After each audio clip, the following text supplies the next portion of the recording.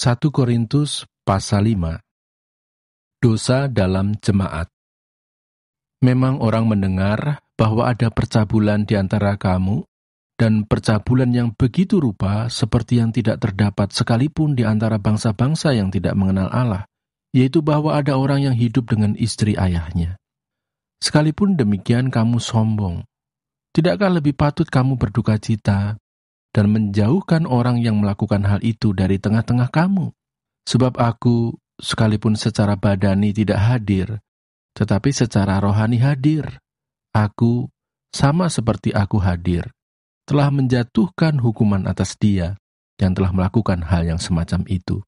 Bila mana kita berkumpul dalam roh, kamu bersama-sama dengan aku, dengan kuasa Yesus Tuhan kita. Orang itu harus kita serahkan dalam nama Tuhan Yesus kepada iblis, sehingga binasa tubuhnya, agar rohnya diselamatkan pada hari Tuhan. Kemegahanmu tidak baik. Tidak tahukah kamu bahwa sedikit ragi mengkamiri seluruh adonan? Buanglah ragi yang lama itu, supaya kamu menjadi adonan yang baru, sebab kamu memang tidak beragi. Sebab anak domba Paskah kita juga telah disembelih, yaitu Kristus. Karena itu marilah kita berpesta, bukan dengan ragi yang lama, bukan pula dengan ragi keburukan dan kejahatan, tetapi dengan roti yang tidak beragi, yaitu kemurnian dan kebenaran. Dalam suratku telah kutuliskan kepadamu, supaya kamu jangan bergaul dengan orang-orang cabul. Yang aku maksudkan bukanlah dengan semua orang cabul pada umumnya dari dunia ini, atau dengan semua orang kikir dan penipu, atau dengan semua penyembah berhala. Karena jika demikian kamu harus meninggalkan dunia ini. Tetapi yang kutuliskan kepada kamu ialah, supaya kamu jangan bergaul dengan orang yang sekalipun menyebut dirinya saudara, adalah orang cabul, kikir, penyembah berhala, pemfitnah, pemabuk atau penipu. Dengan orang yang demikian, janganlah kamu sekali-kali makan bersama-sama. Sebab dengan wewenang apakah aku menghakimi mereka yang berada di luar jemaat? Bukankah kamu hanya menghakimi mereka yang berada di dalam jemaat? Mereka yang berada di luar jemaat akan dihakimi Allah. Usirlah orang yang melakukan kejahatan dari tengah-tengah kamu. 1 Korintus pasal 6. Mencari keadilan pada orang-orang yang tidak beriman. Apakah ada seorang di antara kamu yang jika berselisih dengan orang lain, berani mencari keadilan pada orang-orang yang tidak benar dan bukan pada orang-orang kudus? Atau tidak tahukah kamu bahwa orang-orang kudus akan menghakimi dunia? Dan jika penghakiman dunia berada dalam tangan kamu, tidakkah kamu sanggup untuk mengurus perkara-perkara yang tidak berarti? Tidak tahukah kamu bahwa kita akan menghakimi malaikat-malaikat?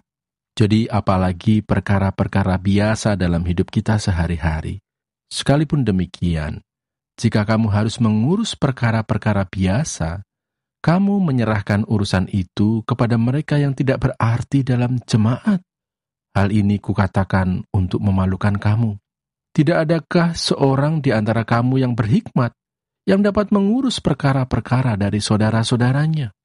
Adakah saudara yang satu mencari keadilan terhadap saudara yang lain dan justru pada orang-orang yang tidak percaya? Adanya saja perkara di antara kamu yang seorang terhadap yang lain telah merupakan kekalahan bagi kamu. Mengapa kamu tidak lebih suka menderita ketidakadilan? Mengapakah kamu tidak lebih suka dirugikan? Tetapi kamu sendiri melakukan ketidakadilan dan kamu sendiri mendatangkan kerugian. Dan hal itu kamu buat terhadap saudara-saudaramu. Atau tidak tahukah kamu bahwa orang-orang yang tidak adil tidak akan mendapat bagian dalam kerajaan Allah? Janganlah sesat. Orang cabul, penyembah berhala, orang berzina, banci, orang pemburit, pencuri, orang kikir, pemabuk, pemfitnah, dan penipu tidak akan mendapat bagian dalam kerajaan Allah. Dan beberapa orang di antara kamu demikianlah dahulu. Tetapi kamu telah memberi dirimu disucikan, kamu telah dikuduskan, kamu telah dibenarkan dalam nama Tuhan Yesus Kristus dan dalam roh Allah kita.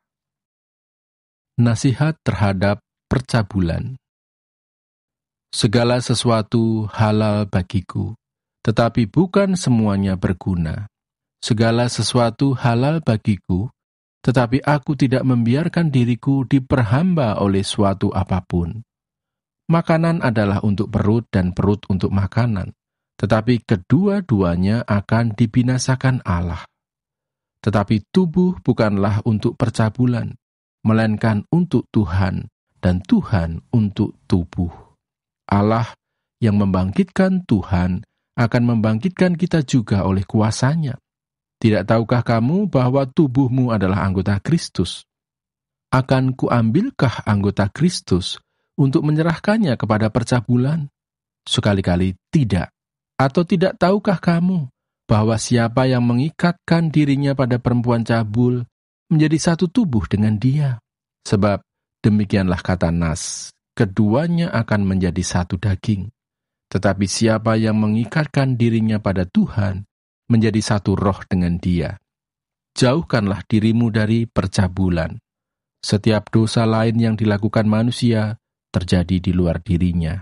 Tetapi orang yang melakukan percabulan, berdosa terhadap dirinya sendiri.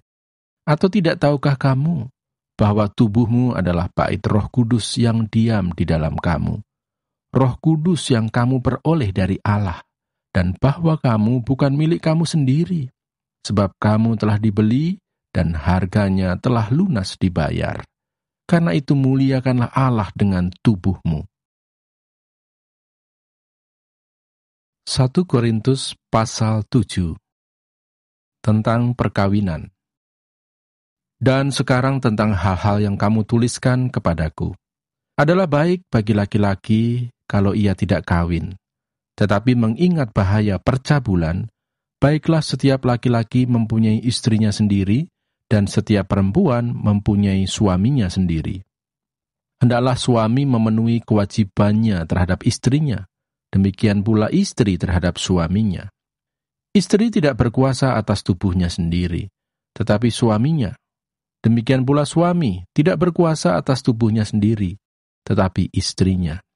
Janganlah kamu saling menjauhi, kecuali dengan persetujuan bersama untuk sementara waktu, supaya kamu mendapat kesempatan untuk berdoa. Sesudah itu hendaklah kamu kembali hidup bersama-sama, supaya iblis jangan menggodai kamu, karena kamu tidak tahan bertarak. Hal ini kukatakan kepadamu sebagai kelonggaran, bukan sebagai perintah.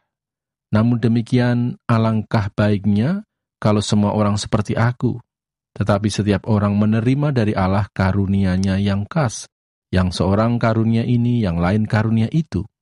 Tetapi kepada orang-orang yang tidak kawin dan kepada janda-janda, aku anjurkan, supaya baiklah mereka tinggal dalam keadaan seperti aku. Tetapi kalau mereka tidak dapat menguasai diri, baiklah mereka kawin, sebab lebih baik kawin daripada hangus karena hawa nafsu. Kepada orang-orang yang telah kawin, bukan aku, tetapi Tuhan, perintahkan supaya seorang istri tidak boleh menceraikan suaminya. Dan jikalau ia bercerai, ia harus tetap hidup tanpa suami atau berdamai dengan suaminya. Dan seorang suami tidak boleh menceraikan istrinya. Kepada orang-orang lain, aku, bukan Tuhan, katakan, kalau ada seorang saudara beristrikan seorang yang tidak beriman, dan perempuan itu mau hidup bersama-sama dengan dia, janganlah saudara itu menceraikan dia. Dan kalau ada seorang istri bersuamikan seorang yang tidak beriman, dan laki-laki itu mau hidup bersama-sama dengan dia, janganlah ia menceraikan laki-laki itu. Karena suami yang tidak beriman itu dikuduskan oleh istrinya, dan istri yang tidak beriman itu dikuduskan oleh suaminya. Andai kata tidak demikian, niscaya anak-anakmu adalah anak cemar, tetapi sekarang mereka adalah anak-anak kudus. Tetapi kalau orang yang tidak beriman itu mau bercerai, biarlah ia bercerai. Dalam hal yang demikian, saudara atau saudari tidak terikat. Tetapi Allah memanggil kamu untuk hidup dalam damai sejahtera. Sebab bagaimanakah engkau mengetahui, hai istri, apakah engkau tidak akan menyelamatkan suamimu? Atau bagaimanakah engkau mengetahui, hai suami, apakah engkau tidak akan menyelamatkan istrimu? Hidup dalam keadaan seperti waktu dipanggil Allah. Selanjutnya, hendaklah tiap-tiap orang tetap hidup seperti yang telah ditentukan Tuhan baginya, dan dalam keadaan seperti waktu ia dipanggil Allah. Inilah ketetapan yang kuberikan kepada semua jemaat. Kalau seorang dipanggil dalam keadaan bersunat, janganlah ia berusaha meniadakan tanda-tanda sunat itu. Dan kalau seorang dipanggil dalam keadaan tidak bersunat, janganlah ia mau bersunat. Sebab bersunat atau tidak bersunat tidak penting. Yang penting ialah mentaati hukum-hukum Allah. Baiklah tiap-tiap orang tinggal dalam keadaan seperti waktu ia dipanggil Allah. Adakah engkau hamba waktu engkau dipanggil? Itu tidak apa-apa. Tetapi jikalau engkau mendapat kesempatan untuk dibebaskan, pergunakanlah kesempatan itu. Sebab seorang hamba yang dipanggil oleh Tuhan dalam pelayanannya adalah orang bebas, milik Tuhan.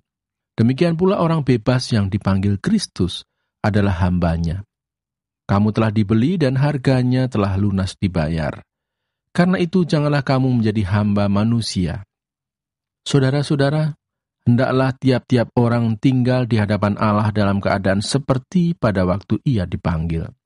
Sekarang tentang para gadis.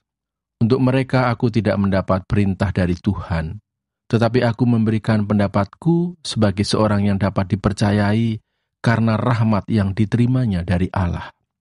Aku berpendapat bahwa mengingat waktu darurat sekarang adalah baik bagi manusia untuk tetap dalam keadaannya. Adakah engkau terikat pada seorang perempuan? Janganlah engkau mengusahakan perceraian. Adakah engkau tidak terikat pada seorang perempuan? Janganlah engkau mencari seorang. Tetapi kalau engkau kawin, engkau tidak berdosa. Dan kalau seorang gadis kawin, ia tidak berbuat dosa. Tetapi orang-orang yang demikian akan ditimpa kesusahan badani, dan aku mau menghindarkan kamu dari kesusahan itu. Saudara-saudara, inilah yang ku maksudkan, yaitu waktu telah singkat. Karena itu dalam waktu yang masih sisa ini, orang-orang yang beristri harus berlaku seolah-olah mereka tidak beristri. Dan orang-orang yang menangis seolah-olah tidak menangis. Dan orang-orang yang bergembira seolah-olah tidak bergembira. Dan orang-orang yang membeli seolah-olah tidak memiliki apa yang mereka beli. Pendeknya, orang-orang yang mempergunakan barang-barang duniawi seolah-olah sama sekali tidak mempergunakannya. Sebab dunia seperti yang kita kenal sekarang akan berlalu. Aku ingin supaya kamu hidup tanpa kekhawatiran. Orang yang tidak beristri memusatkan perhatiannya pada perkara Tuhan, bagaimana Tuhan berkenan kepadanya. Orang yang beristri memusatkan perhatiannya pada perkara duniawi, bagaimana ia dapat menyenangkan istrinya, dan dengan demikian perhatiannya terbagi-bagi. Perempuan yang tidak bersuami dan anak-anak gadis memusatkan perhatian mereka pada perkara Tuhan, supaya tubuh dan jiwa mereka kudus. Tetapi perempuan yang bersuami memusatkan perhatiannya pada perkara duniawi, bagaimana ia dapat menyenangkan suaminya. Semuanya ini kukatakan untuk kepentingan kamu sendiri, bukan untuk menghalang-halangi kamu dalam kebebasan kamu, tetapi sebaliknya, supaya kamu melakukan apa yang benar dan baik, dan melayani Tuhan tanpa gangguan.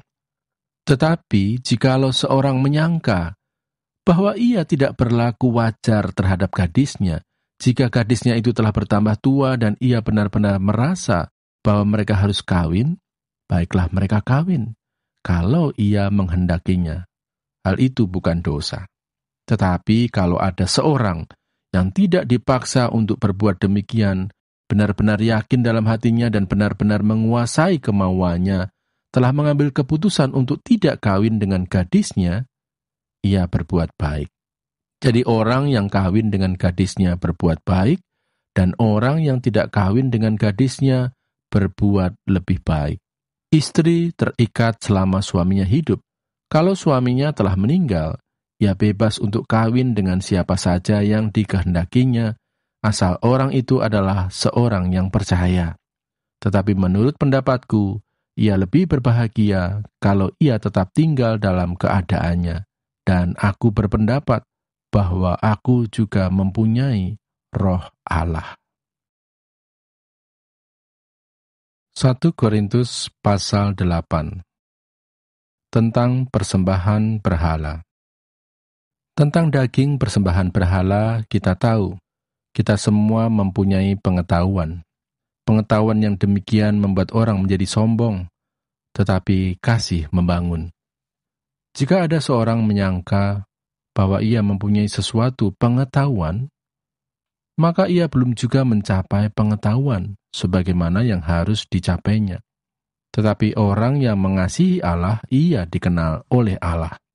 Tentang hal makan daging persembahan berhala, kita tahu, tidak ada berhala di dunia dan tidak ada Allah lain daripada Allah yang esa. Sebab sungguh pun ada apa yang disebut Allah, baik di sorga maupun di bumi, dan memang benar ada banyak Allah dan banyak Tuhan yang demikian. Namun bagi kita hanya ada satu Allah saja, yaitu Bapa, yang daripadanya berasal segala sesuatu dan yang untuk Dia kita hidup, dan satu Tuhan saja, yaitu Yesus Kristus, yang olehnya segala sesuatu telah dijadikan, dan yang karena Dia kita hidup. Tetapi bukan semua orang yang mempunyai pengetahuan itu. Ada orang yang karena masih terus terikat pada berhala-berhala, makan daging itu sebagai daging persembahan berhala. Dan oleh karena hati nurani mereka lemah, hati nurani mereka itu dinodai olehnya. Makanan tidak membawa kita lebih dekat kepada Allah. Kita tidak rugi apa-apa kalau tidak kita makan, dan kita tidak untung apa-apa kalau kita makan. Tetapi jagalah, supaya kebebasanmu ini jangan menjadi batu sandungan bagi mereka yang lemah. Karena apabila orang melihat engkau yang mempunyai pengetahuan, sedang duduk makan di dalam kuil berhala, bukankah orang yang lemah hati nuraninya itu dikuatkan untuk makan daging persembahan berhala? Dengan jalan demikian, orang yang lemah, yaitu saudaramu, yang untuknya Kristus telah mati, menjadi binasa karena pengetahuanmu. Jika engkau secara demikian berdosa terhadap saudara-saudaramu dan melukai hati nurani mereka yang lemah, engkau pada hakikatnya berdosa terhadap Kristus. Karena itu, apabila makanan menjadi batu sandungan bagi saudaraku, aku untuk selama-lamanya tidak akan mau makan daging lagi, supaya aku jangan menjadi batu sandungan bagi saudaraku.